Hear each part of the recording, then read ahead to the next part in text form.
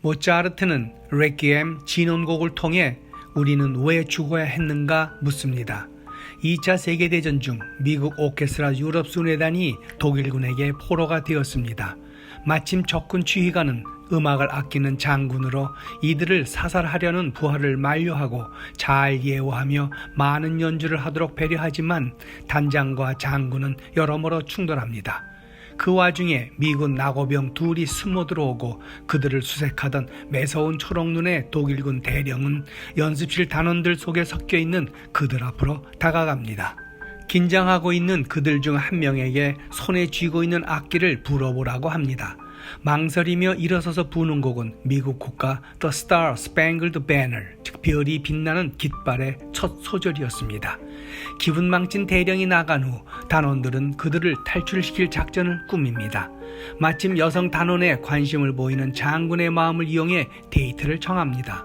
장군의 방 안 식탁에 촛불이 켜지고 와인을 마시며 은밀한 시간을 갖는 동안 두 낙오병이 높은 종탑 꼭대기로 연결된 외주를 타고 올라감에 맞추어 바그너의 타노이저 서곡 음악도 점점 고조되어 올라갑니다.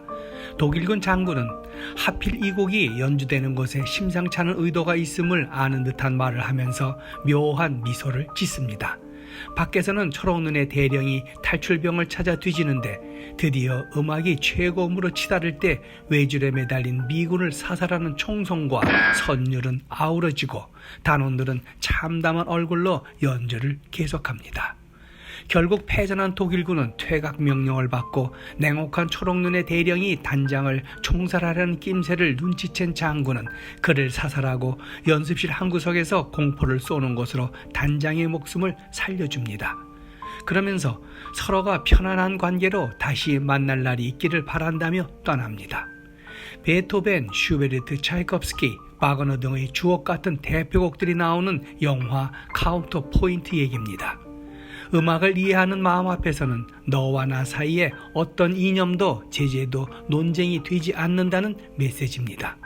음악은 사람의 혼과 양심을 불러일으키어 사람과 사람을 하나로 묶어주는 위대한 저력이 있기 때문입니다. 이러한 음악의 힘은 비단 영화에서뿐만이 아니라 실제로 처절한 전장터에서 기적도 만들어냈습니다. 1914년 1차 세계대전 발발 몇 달 뒤 유럽 서부 전선 중에서도 가장 치열했다는 벨기에 전장에서 영국과 프랑스의 연합군과 독일군이 각각의 참호에서 웅크리고 있었습니다. 그날은 마침 크리스마스 이브였습니다. 잠시 총성은 멎었지만 습하고 퀴퀴한 참호 안에서 명절을 보내는 병사들의 마음은 스산하기만 했습니다. 이때 독일군 참호 쪽에서 추위를 이기기 위해 술잔을 한 모금씩 기울이며 부르던 고요한 밤 거룩한 밤이 적막한 전선에 울려 퍼졌습니다. 그러자 이에 감동받은 영국군들이 화답하면서 전쟁의 긴장감은 누그러들었습니다. 급기야 독일군 장교가 참호 밖으로 나와 건너오고 영국군 장교가 마중나가 악수를 했습니다. 이를 가만히 지켜보던 프랑스 군들도 일어섰습니다. 이어 3개국 군 지휘관들은 오늘 하루만이라도 전투를 중단하고 휴전할 것을 결정했습니다. 그리고는 서로 음식과 샴페인을 나누어 먹고 마시고 노래를 부르며 즐거운 시간을 보냈습니다. 메리 크리스마스라고 인사도 하며 가족 사진도 서로 보여주고 주소도 교환하면서 전쟁이 끝나면 만나자고 약속도 했습니다. 그렇게 하룻밤이 지나고 크리스마스가 되었습니다. 본래 휴전은 이브에게만 하기로 했지만 전날 밤에 여운이 남아 싸움할 마음이 없어졌습니다. 서로의 진지를 오가며 병사들은 함께 축구 경기를 하고 전투에서 희생당의 벌판에 방치되었던 전우들의 시신을 묻어주는 작업도 함께 했습니다.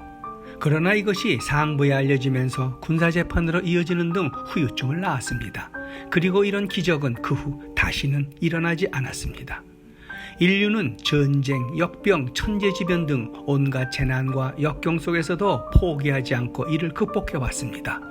지난해부터 시작된 바이러스와의 싸움도 전 세계가 맞닥뜨린 총칼 없는 전쟁이나 다름없습니다. 그리고 드디어 백신이라는 무기로 반격에 나설 때까지 지치지 않고 용기를 북돋우고 희망을 잃지 않게 해준 뒤에는 음악이 있었음입니다. Mai mio mistero è chiuso in me. 지난해 봄 전국 봉쇄령으로 집에 갇힌 이탈리아에서 지긋지긋한 삶을 그나마 견딜 수 있게 해준 것처럼 말입니다. 어떤 오페라 가수는 창문을 열고 이웃들에게 아리아를 선물했고, 이곳저곳 건물 발코니에 주민 각자가 악기를 들고 나와 합주하는 모습은 많은 이들을 달래주었습니다. 코비드 공격에 속수무책으로 당하고 의료 체계가 붕괴된 상황에서 지친 의료진이나 환자들 모두에게 이런 감동의 순간마저 없었다면 그 고통스러운 시간이 얼마나 더 길고 힘들었을까 생각이 듭니다. 지난 13일 매사추세츠주 피츠필드 체육관에서 코로나19 백신 2차 접종을 마친 한 사람이 이상 증세가 없는지 기다리는 동안 대기자와 의료진들에게 첼로 연주를 했습니다. 슈베르트의 아베 마리아 그리고 바흐의 무반주 첼로 모음곡 1번이었습니다.